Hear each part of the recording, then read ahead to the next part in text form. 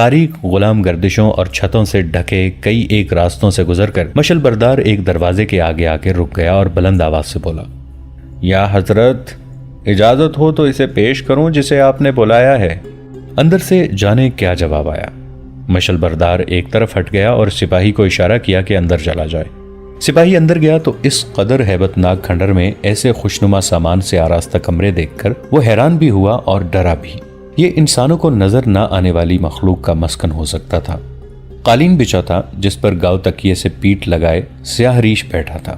وہ آنکھیں بند کیے تسبیح کر رہا تھا۔ اسی حالت میں اس نے سپاہی کو بیٹھنے کا اشارہ کیا۔ وہ بیٹھ گیا۔ کمرے میں خوشبو تھی۔ سیاہ داڑھی والے حضرت نے اپنی آنکھیں کھولیں، سپاہی کو دیکھا اور تسبیح اس کی گود میں پھینک کر کہا، گلے میں ڈال لو۔ سپاہی نے تسبیح کو چوما اور گلے میں ڈال لی۔ کمرے میں ایک قندیل جل رہی تھی۔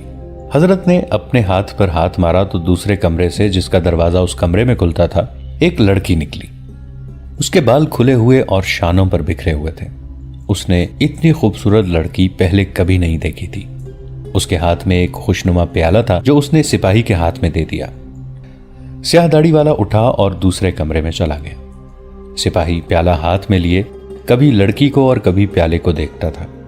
لڑکی نے اسے کہا، حضرت کچھ دیر بعد آ جائیں گے، یہ پی لو۔ لڑکی کے ہونٹوں پر ایسی مسکراہٹ تھی جس میں اپنائیت اور بے تکلفی تھی۔ سپاہی نے پیالہ ہونٹوں سے لگایا اور ایک گھونٹ پی کر لڑکی کو دیکھا۔ مجھے تم جیسا خوبصورت جوان کبھی کبھی نظر آتا ہے، لڑکی نے اس کے کندھوں پر ہاتھ رکھ کر کہا۔ پیو، میں یہ شربت بڑے پیار سے لائی ہوں۔ حضرت نے کہا تھا کہ آج تمہاری پسند کا ایک نوجوان آ رہا ہے جسے معلوم نہیں کہ وہ کون ہے۔ سپاہی نے 2-3 گھونٹ شربت پی لیا۔ اس کے بعد شربت گھونٹ گھونٹ اس کے حلق سے اترتا رہا اور لڑکی اس کے قریب ہوتی گئی، اور پھر سپاہی نے یوں محسوس کیا جیسے لڑکی اپنے طلسماتی حسن اور سحر آگیں جسم کے ساتھ شربت کی طرح اس کے حلق میں اتر گئی اور رگ رگ میں سما گئی ہو۔ سیاہ ریش حضرت آ گیا۔ اس کے ہاتھ میں شیشے کا ایک گولا تھا جس کا سائز ناشپاتی جتنا تھا۔ اس نے گولا سپاہی کے ہاتھ میں دے کر کہا، اپنی آنکھوں کے سامنے رکھو اور اس میں سے قندیل کی لو کو دیکھو اور دیکھتے رہو۔ سپاہی نے شیشے کے گولے میں سے قندیل کو دیکھا تو اسے اپنی آنکھوں کے سامنے کئی رنگ شعلوں کی طرح تھرکتے نظر آنے لگے۔ لڑکی کے ریشمی بال اس کے گالوں کو چھو رہے تھے، اور لڑکی نے اس طرح سے اپنے بازوں کے گھیرے میں لے رکھا تھا کہ وہ لڑکی کے جسم کی حرارت اور خوشبو کو محسوس کر رہا تھا۔ اس کے کانوں میں ایک سریلی اور پر اثر آواز پڑنے لگی، مجھے تخت سلیمان نظر آ رہا ہے، مجھے تخت سلیمان نظر آ رہا ہے۔ ذرا سی دیر اس کا یہ احساس زندہ رہا کہ یہ آواز سیاہ داڑھی والے کی ہے، پھر یہ اس کی اپنی آواز بن گئی اور وہ اس دنیا کا حصہ بن گیا جو اسے شیشے میں نظر آنے لگی تھی۔ اسے تخت سلیمانی نظر آ رہا تھا جس پر نورانی چہرے والا ایک بادشاہ بیٹھا تھا۔ اس کے دائیں بائیں اور پیچھے 4-5 لڑکیاں بیٹھی تھیں اور وہ اتنی خوبصورت تھیں کہ وہ پریاں ہو سکتی تھیں۔ ہاں ہاں، سپاہی نے کہا، مجھے تخت سلیمان نظر آ رہا ہے۔ لڑکی کے بکھرے ہوئے بال اس کے اوپر پھیل گئے۔ سپاہی کو شیشے میں سے نظر آتے ہوئے تخت کے قریب کھڑے ایک آدمی کی آواز سنائی دی، یہ بادشاہ تمہارا دادا ہے جو 7 اقلیم کا بادشاہ ہے۔ شاہ سلیمان کی پریاں اور جنات اس دربار میں سجدے کرتے ہیں۔ اپنے دادا کو پہچانو، یہ تمہارا ورثہ ہے، تخت جا رہا ہے۔ سپاہی نے ہڑبڑا کر کہا، وہ تخت لے جا رہے ہیں، یہ دیو ہیں، بہت بڑے بڑے، بہت ڈراؤنے، انہوں نے تخت اٹھا لیا ہے۔ اور شیشے کے گولے میں کئی رنگوں کے شعلے رہ گئے جو تھرک رہے تھے، جیسے وجد میں آئے ہوئے رقص کر رہے ہوں۔ سپاہی نے محسوس کیا جیسے کوئی چیز اس کی ناک کے ساتھ لگی ہوئی ہو۔ شیشے کا گولا اس کی آنکھوں کے آگے سے خود ہی ہٹ گیا اور اس پر غنودگی طاری ہو گئی۔ وہ اس وقت اپنے آپ میں آیا جب لڑکی اس کے سر پر ہاتھ پھیر رہی تھی۔ اس نے آنکھ کھولی تو اپنے آپ کو قالین پر پڑے پایا۔ لڑکی کا ایک بازو اس کے سر کے نیچے تھا اور لڑکی اس کے پاس نیم دراز تھی۔ سپاہی اٹھ بیٹھا، وہ حیران تھا اور پریشان بھی۔ اس کے منہ سے پہلی بات یہ نکلی، وہ کہتے تھے یہ تخت تمہارے دادا کا ہے اور یہ تمہارا ورثہ ہے۔ حضرت نے بھی یہی فرمایا ہے، حضرت نے بھی یہی فرمایا ہے، لڑکی نے بڑی پیاری آواز میں کہا۔ حضرت کہاں ہیں؟ سپاہی نے پوچھا۔ وہ اب نہیں مل سکیں گے، لڑکی نے جواب دیا۔ تم نے کہا تھا کہ رات کے آخری پہر تمہارا پہرا ہے، اس لیے میں نے تمہیں جگا دیا ہے۔ رات آدھی گزر گئی ہے، تم اب چلے جاؤ۔ وہ وہاں سے نکلنا نہیں چاہتا تھا۔ وہ پوچھ رہا تھا کہ اس نے خواب میں دیکھا تھا یا یہ حقیقت تھی۔ لڑکی نے اسے بتایا کہ یہ خواب نہیں تھا، یہ حضرت کی خصوصی کرامات تھیں۔ ان کے لیے حکم ہے کہ وہ اس قسم کا کوئی راز اپنے پاس نہ رکھیں، یہ اس تک پہنچا دیں جس کا یہ راز ہے، مگر یہ کیفیت حضرت پر کسی وقت طاری ہوتی ہے، اب معلوم نہیں کب ہو۔ سپاہی نے لڑکی کی منت سماجت شروع کر دی۔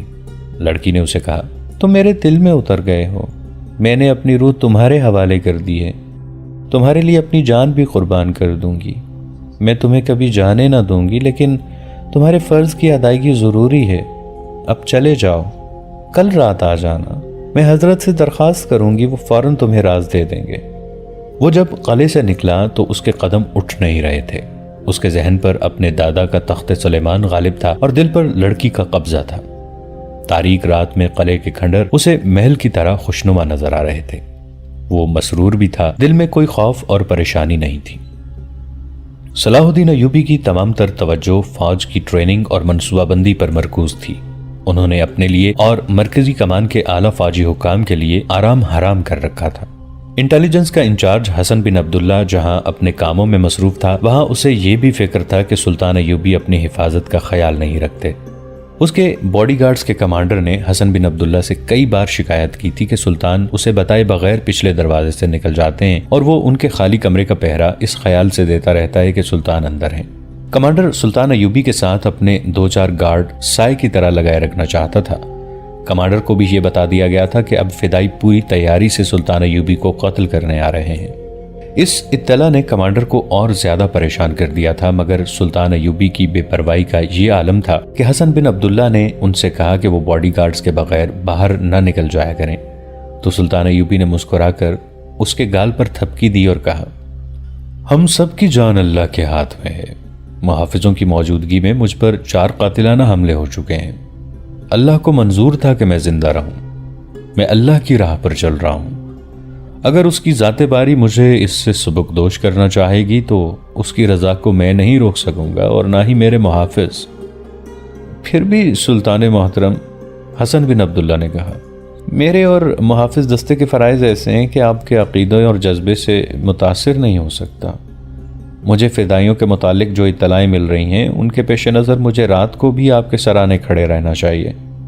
میں تمہارے اور محافظوں کے فرائض کا احترام کرتا ہوں حسن، سلطان ایوبی نے کہا، مگر میں محافظوں کے ساتھ باہر نکلتا ہوں تو محسوس کرتا ہوں جیسے مجھے اپنی قوم پر بھروسہ نہیں۔ عموماً حکمران اپنے قوم سے ڈرا کرتے ہیں، وہ دیانتدار اور مخلص نہیں ہوتے۔ ڈر قوم کا نہیں، حسن بن عبداللہ نے کہا، میں فدائیوں کی بات کر رہا ہوں۔ میں احتیاط کروں گا، سلطان ایوبی نے ہنس کر کہا۔ ناگوں والے قلعے میں سے آ کر محافظ سپاہی اپنی ڈیوٹی پر چلا گیا۔ اس نے وہ دن اس ذہنی کیفیت میں گزارا کہ وہ تصوروں میں تخت سلیمان اور لڑکی کو دیکھتا رہا۔ شام گہری ہوتے ہی وہ قلعے کی طرف چل پڑا۔ اس کے دل پر کوئی خوف نہیں تھا۔ وہ دروازے میں داخل ہو کر اندھیرے میں کچھ دور اندر چلا گیا اور رک گیا۔ اس نے گزشتہ رات کی طرح پکارا، میں آ گیا ہوں، کیا میں آگے آ سکتا ہوں؟ اسے زیادہ دیر انتظار نہ کرنا پڑا۔ مشل کی روشنی نظر آنے لگی اور مشل اس سے کچھ دور آ کر رک گئی۔ مشل بردار نے کہا، حضرت کے قدموں میں سجدہ ضرور کرنا، وہ آج کسی سے ملنا نہیں چاہتے، تم آ جاؤ۔ گزشتہ رات کی طرح وہ غلام گردشوں وغیرہ سے گزرتا مشل بردار کے ساتھ حضرت کے دروازے پر جا رکا۔ حضرت نے اندر آنے کی اجازت دے دی۔ سپاہی نے اس کے قدموں میں جا کر سر رکھا اور التجا کی، یا حضرت مجھے میرا راز دے دو، میں کون ہوں، مجھے آپ کیا دکھائیں گے؟ سیاہ ریش حضرت نے اپنے ہاتھ پر ہاتھ مارا تو وہی لڑکی دوسرے کمرے سے آئی۔ وہ سپاہی کو دیکھ کر مسکرائی۔ سپاہی اسے اپنے پاس بٹھانے کو بےتاب ہو گیا۔ سیاہ ریش نے لڑکی سے کہا، یہ آج پھر آ گیا ہے، کیا میں یہاں تماشا دکھانے کے لیے بیٹھا ہوں؟ اس گنہگار کو بخش دیں یا حضرت، لڑکی نے کہا، بڑی دور سے امید لے کر آیا ہے، تھوڑی دیر بعد گزشتہ رات والا شیشہ اس کے ہاتھ میں تھا۔ لڑکی نے اس سے پہلے اسے وہی شربت پلایا تھا اور اس کے پیچھے بیٹھ کر اس کی پیٹھ اپنے سینے سے لگا لی اور بازو اس کے گرد لپیٹ دیے جیسے ماں نے اپنے بچے کو گود میں لے رکھا ہو۔ سپاہی کو سیاہ ریش حضرت کی سریلی آواز سنائی دینے لگی۔ مجھے شاہ سلیمان کا محل نظر آ رہا ہے، مجھے شاہ سلیمان کا محل نظر آ رہا ہے۔ یہ آواز دبتی چلی گئی جیسے بولنے والا دور ہی دور ہوتا جا رہا ہو۔ وہ سپاہی نے چونک کر کہا، ایسا محل اس دنیا کے کسی بادشاہ کا نہیں ہو سکتا۔ میں اس محل میں پیدا ہوا تھا۔ اسے کسی کی آواز سنائی دینے لگی جو یہی الفاظ دہرا رہی تھی، میں اس محل میں پیدا ہوا تھا۔ پھر یہ اس کی اپنی آواز بن گئی اور پھر اس نے یوں محسوس کیا جیسے اس کے وجود کے اندر یہی ایک آواز گونجنے لگی ہے، میں اس محل میں پیدا ہوا تھا۔ پھر وہ آوازوں سے لا تعلق ہو گیا۔ اسے ایک محل نظر آ رہا تھا اور وہ خود اس کے باہر ایک باغ میں گھوم پھر رہا تھا۔ اب یہ اسے شیشے کے گولے میں نظر نہیں آ رہا تھا بلکہ یہ ایک حقیقت سا بن گیا تھا جس کی ہر چیز کو، باغ کو، پودوں اور پھولوں کو وہ ہاتھ لگا کر محسوس کر سکتا تھا اور سونگھ سکتا تھا۔ وہ وہاں سپاہی نہیں، شہزادہ تھا۔ یہ محل فضا میں تحلیل ہو گیا اور سپاہی نے بہت دیر بعد اپنے آپ کو لڑکی کی آغوش میں پایا۔ اس نے لڑکی سے بہت کچھ پوچھا۔ لڑکی نے اسے بتایا کہ حضرت کہہ گئے ہیں کہ یہ شخص شہزادہ تھا اور یہ اب بھی شہزادہ بن سکتا ہے۔ حضرت یہ معلوم کرنے کی کوشش کر رہے تھے کہ سپاہی کے تخت و تاج پر کس کا قبضہ ہے۔ لڑکی نے اس سے کہا، حضرت کہہ گئے ہیں کہ تم اگر 7-8 روز یہیں رہو تو وہ سب کچھ معلوم کر سکیں گے اور تمہیں سب کچھ دکھا دیں گے۔ اگلی رات وہ پھر قلعے کے اسی کمرے میں بیٹھا تھا۔ اس نے 4 روز کی چھٹی لے لی تھی۔ اسے لڑکی نے اسی پیالے میں شربت پلایا اور اس کے ہاتھ میں شیشے کا گولا دے دیا گیا۔ اس نے کسی کے بتائے بغیر گولا اپنی آنکھوں کے آگے رکھ لیا اور قندیل کی لو کو دیکھتا رہا۔ اسے اس میں رنگا رنگ شعلے ناچتے نظر آئے۔ سیاہ ریش نے اپنے طلسماتی انداز سے کچھ بولنا شروع کر دیا۔ اس سے پہلے وہ 2 بار اس عمل سے گزر چکا تھا۔ دونوں بار ایسے ہوا تھا کہ اسے شیشے کے گولے میں تخت سلیمان اور اگلی رات شاہ سلیمان کا محل نظر آیا تھا، مگر اس کے بعد گولا اس کے ہاتھ میں نہیں ہوتا تھا۔ اسے جب گولے میں کوئی نظر آنے لگتا تو سیاہ ریش یا لڑکی سپاہی کے ہاتھ سے گولا لے کر الگ رکھ دیتی تھی۔ اب تیسری رات بھی یہی ہوا۔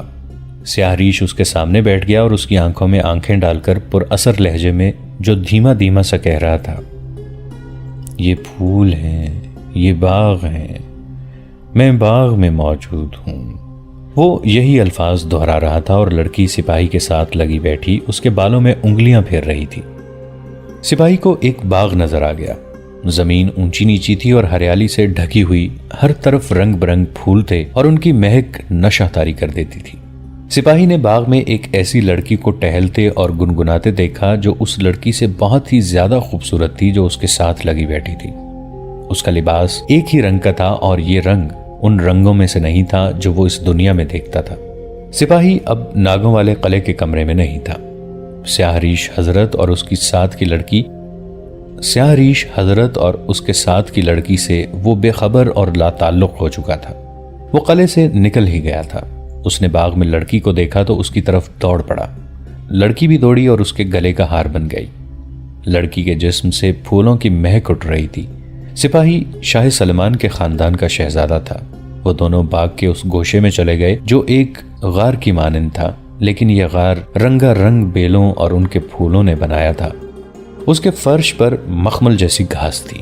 لڑکی نے پھولوں کے اس غار کے ایک کونے سے ایک خوشنما سراہی اٹھائی اور پیالہ بھر کر سپاہی کے ہاتھ میں دے دیا۔ یہ میٹھی شراب تھی۔ سپاہی پر لڑکی کے حسن اور محبت کا نشہ تو پہلے ہی طاری تھا، شراب کے نشے نے اسے اس سے بھی زیادہ حسین اور طلسماتی دنیا میں پہنچا دیا۔ اور پھر لڑکی نے اسے کہا کہ وہ ابھی آتی ہے۔ وہ چلی گئی۔ سپاہی کو اس کی چیخیں سنائی دی۔ وہ باہر کو دوڑا، اسے لڑکی کہیں نظر نہ آئی۔ وہ دوڑتا ہی رہا۔ اسے لڑکی کی زوردار چیخیں سنائی دیتی رہیں مگر وہ سپاہی کو کہیں نظر نہیں آ رہی تھی۔ اس نے غصے سے پاگل ہو کر تلوار نکال لی اور لڑکی کی تلاش میں باولا ہوتا رہا۔ آخر اسے ایک بڑھیا ملی۔ اس نے اسے بتایا کہ لڑکی اب تمہیں نہیں مل سکے گی۔ وہ جو لڑکی کو لے کر گیا ہے وہ تم سے زیادہ طاقتور ہے۔ تم اب اسے کبھی نہیں دیکھ سکو گے۔ وہ لڑکی کو لے گیا ہے، اب اس تخت پر بیٹھے گا جس پر تمہیں بیٹھنا تھا۔ اس کے پیچھے مت بھاگو، زندہ رہو اور کبھی موقع پا کر اسے قتل کر دینا، لڑکی تمہاری یاد میں ہلکان ہوتی رہے گی۔ وہ کون تھا جو اس لڑکی کو لے گیا ہے؟ سپاہی جب ناگوں والے قلعے کے اس کمرے میں لوٹ کر آیا تو اس نے پوچھا، اور میں نے یہ کیا دیکھا تھا؟ تم نے اپنی گزری ہوئی زندگی دیکھی ہے، سیاہ ریش نے اسے بتایا۔ میں تمہیں واپس لے آیا ہوں۔ میں وہاں سے واپس نہیں آنا چاہتا، سپاہی نے بےتابی اور بے چینی سے کہا۔ مجھے وہیں بھیج دو، مجھے وہیں بھیج دو۔ کیا کرو گے وہاں جا کر؟ سیاہ ریش نے اس سے پوچھا۔ جس کی خاطر جانا چاہتے ہو وہ کسی اور کے قبضے میں ہے، اسے جب تک قتل نہیں کرو گے وہ تمہیں نہیں مل سکے گی۔ میں نہیں چاہتا کہ تم کسی کو قتل کرو، اور میں یہ بھی نہیں جانتا کہ تم اس انسان کو قتل کر بھی سکو گے یا نہیں، اور میں یہ بھی جانتا ہوں کہ تم اس انسان کو قتل بھی نہیں کر سکو گے۔ یا حضرت، سپاہی نے کہا، اگر قتل کرنے سے مجھے میرا ورثہ اور میری بیوی مل سکتی ہے تو میں سلطان صلاح الدین ایوبی سے بھی اونچے رتبے کے آدمی کو قتل کر دوں گا۔ پھر یہ خون میری گردن پر ہوگا میرے دوست، درویش نے کہا۔ سپاہی اس کے قدموں میں گر پڑا اور اس کے پاؤں پر سر رگڑنے لگا۔ وہ یا حضرت کا ورد کیا جا رہا تھا اور وہ رونے بھی لگا تھا۔ سیاہ ریش حضرت نے اسے پھر اسی دنیا میں پہنچا دیا جہاں تخت سلیمانی تھا، محل تھا اور باغ تھے۔ اس کے کانوں میں آوازیں پڑتی رہیں، یہ ہے تمہارے دادا کا قاتل، تمہارے باپ کا قاتل، تمہارے تخت و تاج کا غاصب، اور اس لڑکی کو جو تمہیں چاہتی ہے اسی کی قید میں ہے۔ نہیں، سپاہی نے گھبرا کر کہا، یہ نہیں ہو سکتا، یہ سلطان صلاح الدین ایوبی ہے۔ یہی تمہاری قسمت کا قاتل ہے۔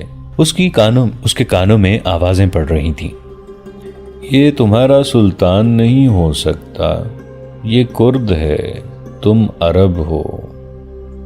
کہو، صلاح الدین ایوبی میرے دادا کا قاتل ہے، میرے باپ کا قاتل ہے، میرے تخت و تاج کا غاصب ہے۔ اب راز کھل گیا ہے، انتقام لو، غیرت مند مرد انتقام لیا کرتے ہیں۔ اور سپاہی اس طلسماتی ماحول میں گھومتے پھرتے یہی ورد کرتا رہا، سلطان صلاح الدین میرے دادا کا قاتل ہے، میرے باپ کا قاتل ہے، میرے تخت و تاج کا غاصب ہے، میری محبت کا قاتل ہے، میری قسمت کا قاتل ہے۔ پھر یوں ہوا کہ اس کی نظروں کے آگے صرف صلاح الدین ایوبی رہ گیا، وہ اسے چلتا پھرتا نظر آتا تھا۔ سپاہی ہاتھ میں خنجر لیے اس کے پیچھے پیچھے جا رہا تھا مگر قتل کا موقع نہیں ملتا تھا۔ سپاہی کو لڑکی نظر آ گئی، وہ پنجرے میں بند تھی۔ صلاح الدین ایوبی پنجرے کے پاس کھڑا قہقہے لگا رہا تھا۔ لڑکی سپاہی کو اداس اور مظلوم نظروں سے دیکھ رہی تھی۔ سلطان ایوبی کے چہرے پر سفاکی اور بربریت کے سائے گہرے ہوتے جا رہے تھے۔ سپاہی کی زبان خاموش ہوتی تھی تو اسے فضا سے سرگوشیاں سنائی دیتی تھیں۔ صلاح الدین ایوبی میرے دادا کا قاتل، صلاح الدین ایوبی میرے دادا کا قاتل ہے، میرے باپ کا قاتل۔ سلطان صلاح الدین ایوبی اپنے کمرے میں اپنے مشیروں اور اعلیٰ فوجی حکام سے جنگ کی باتیں کر رہے تھے۔ جاسوس جو نئی اطلاعیں لائے تھے ان کے مطابق اپنے پلان پر نظر ثانی کر رہے تھے۔